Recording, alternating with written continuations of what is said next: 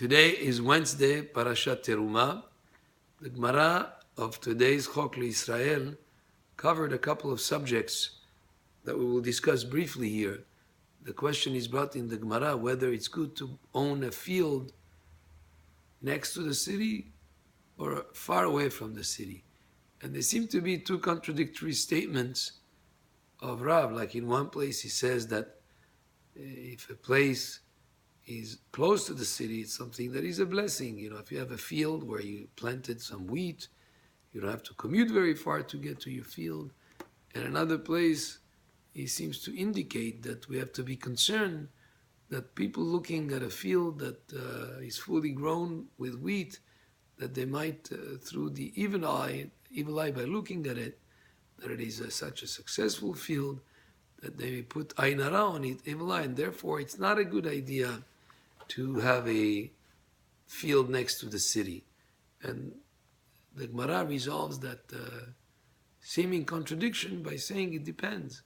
If the field has a wall, a hedge around it, something that surrounds it and make it not easily viewable from the street, then it's okay to have that field next to the city, because actually it's beneficial. You don't have to go far. But if you're going to have a field that is totally exposed to people outside, you have to be concerned that maybe by people looking at it, that they might put the evil eye on it, and therefore it's something that would be negative.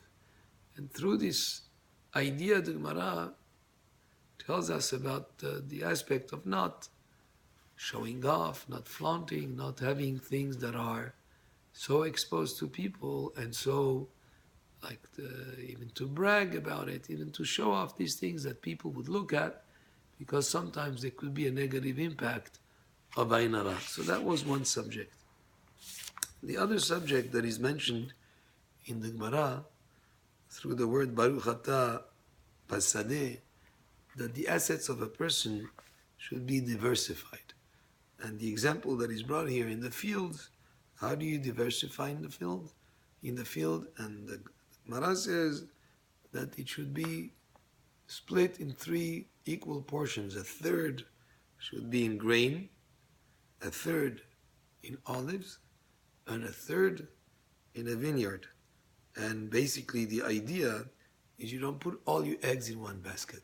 Sometimes there could be weather that is good for the grain, for wheat, but is not so beneficial for the olives or for the grapes. And therefore, since you have a third of it in wheat, then you're going to benefit from that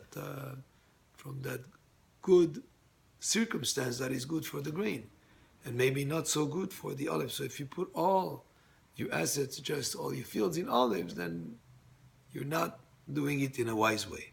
And this idea of diversifying, whether it would be in the fields and what type of plants you have there, or in general with assets, is an idea that we find also in other places in the Gemara, and it's a good concept in investment. Diversify, don't put all your eggs in one basket.